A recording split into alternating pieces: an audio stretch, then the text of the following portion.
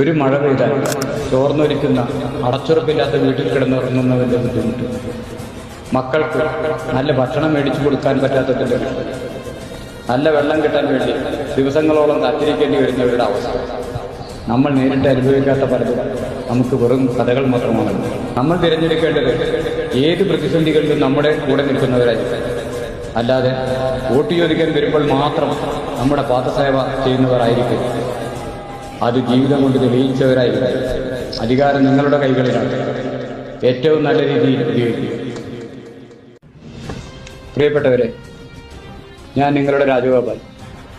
കടപ്പാട് ജനങ്ങളോട് മാത്രമായിരിക്കണമെന്ന ഉറച്ച വിശ്വാസത്തോടെ വാർഡ് 3 നിന്നും നിങ്ങൾക്ക് വേണ്ടി മത്സരിക്കുന്നു.